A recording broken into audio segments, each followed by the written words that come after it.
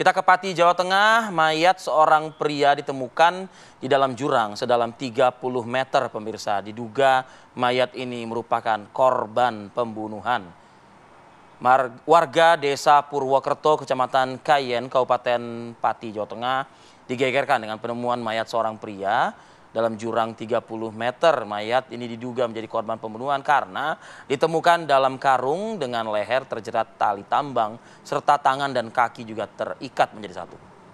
Ya, mayat tersebut ditemukan warga saat sedang berburu dan langsung dilaporkan kepada pihak kepolisian. Diperkirakan mayat sudah meninggal lebih dari 5 hari karena memang kondisinya sudah mulai membusuk. Mayat tersebut diduga merupakan warga desa Peketel, Kecamatan Kayen, Pati yang berinisial KR yang pergi dari rumah pada Sabtu malam, tanggal 19 Juli, dan hingga kini juga belum kembali. Setelah dievakuasi dari dalam jurang kurang lebih 30 meter, polisi kemudian membawa mayat tersebut ke RSUD Suwondo Pati untuk dilakukan otopsi dan mengetahui apa yang menjadi penyebab kematian dari korban. Apakah juga terdeteksi jika ini adalah korban pembunuhan, artinya pelaku ya? Identitas pelaku dari olah TKP yang dilakukan oleh pihak kepolisian. Baik, kita akan mendalami mengenai hal ini ya, dengan Kompol Heri Dwi Utomo, Kasat Reskrim Polresta Pati. Assalamualaikum, selamat pagi Pak Kasat. Selamat pagi Pak Kasat. Selamat pagi Mbak Arif ya, Pak Arif. Iya, dengan Arif dan Ratih di studio. Ratih dan Arif, Pak Kasat, boleh diinformasikan kepada kita bagaimana kronologinya dan apakah sudah ada pelaku yang diamankan oleh pihak kepolisian? Ya, jadi dari informasi warga itu kemudian pada hari Sabtu sekitar jam 14.30 ada informasi penemuan mayat dengan ciri-ciri tangan terikat oleh tali, kemudian dalam posisi telanjang memakai celana dalam, kemudian di jurang. Nah, setelah itu dari tim Inafis olah TKP Polresta Pati beserta Polsek serta anggota Jatanras Polresta Pati melakukan olah TKP untuk mengembangkan kasus tersebut. Namun demikian karena mayat tersebut diperkirakan 8 hari ya Pak ya, 8 hari sehingga kita lakukan olah TKP kemudian kita bawa ke Polres ke rumah sakit RSU Pati, kemudian besoknya kita lakukan otopsi karena perkenaan lukanya itu karena apakah jeratan karena lidahnya menjulur atau sebab lain. Nah, kemudian dari situ dari hasil otopsi kita temukan tangan kanan kiri lecet-lecet, kemudian didapat luka akibat benturan kepala, kemudian dari perdarahan otak di belakang, kemudian proses pembusukan. Dari itulah kemudian kita penyelidikan, kita mengungkap kasus tersebut, kita sudah atau mungkin sekitar 10 saksi yang sudah kita minta keterangan. Namun demikian dengan alat bukti tersebut, insya Allah kemungkinan nanti ada titik terang untuk mengungkap kasus tersebut. Pak Kasat, apakah korban ini tewas hanya karena jeratan tadi yang sebagaimana Pak Kasat sampaikan, atau ada penyebab lainnya seperti lukakah atau hal-hal lain yang ditemukan dari olah TKP maupun juga otopsi yang dilakukan? Oke, saya jelaskan Mas Arif. Jadi dari hal penyelidikan, kemudian hasil otopsi ternyata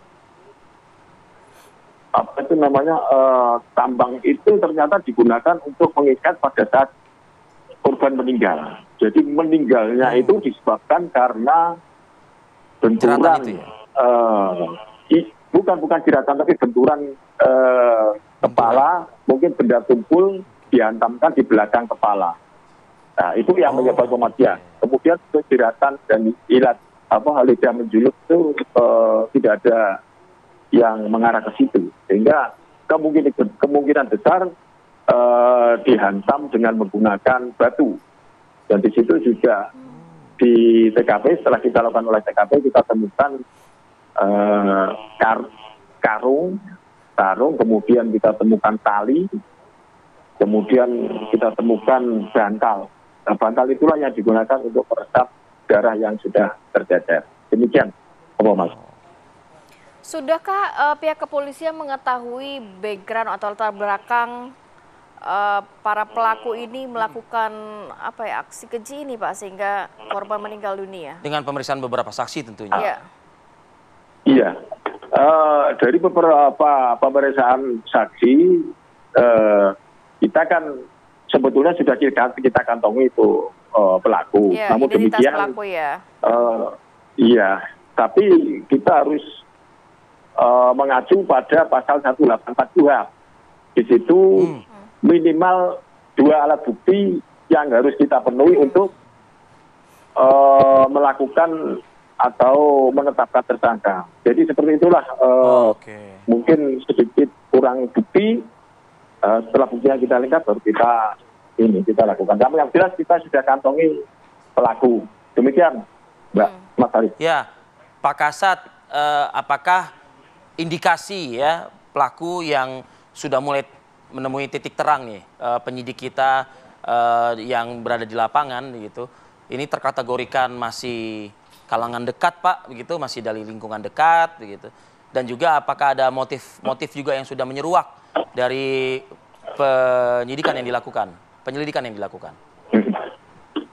Oke, itu sementara masih kita dalami, Mas. Nanti kita dalami, nanti mungkin insya Allah kalau dalam waktu dekat ini kita bisa mengamankan, insya Allah kami akan sampaikan kepada Mas Arif dan Mbak Asri.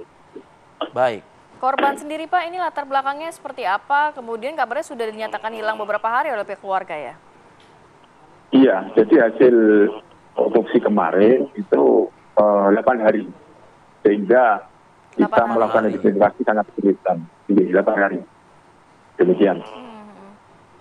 Apa yang bisa didalami dari pihak keluarga? Apakah korban ini bekerja sebagai apa? Kemudian pamit kemana terakhir kali?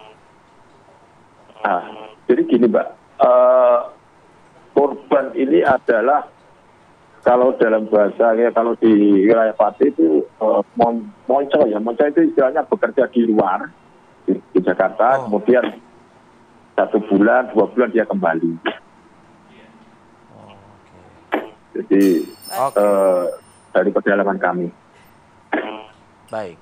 Baik, terima kasih Komisaris Polisi Heri Dwi Utomo, Kasat Reskrim Polresta Pati, Pak. Kita doakan petugas di lapangan segera mengungkap ya dengan menangkap pelaku agar keluarga dari korban pun juga tidak lagi bertanya-tanya ya, siapa yang bertanggung jawab dari kematian keluarga mereka ini. Sukses selalu Pak Kasat dan Assalamualaikum. Waalaikumsalam. Baik, kita harus ajak pemirsa untuk jeda dulu sejenak. Nanti kita juga akan membahas terkait titik terang ya. Titik terang. Katanya hari ini akan dirilis oleh Polda Metro Jaya. Kabarnya. Jadi ternyata kemarin belum gelar perkara ya. Belum, persiapan baru evaluasi lah. Ya. Seperti apa kita akan bahas saat lagi, tetap bersama kami.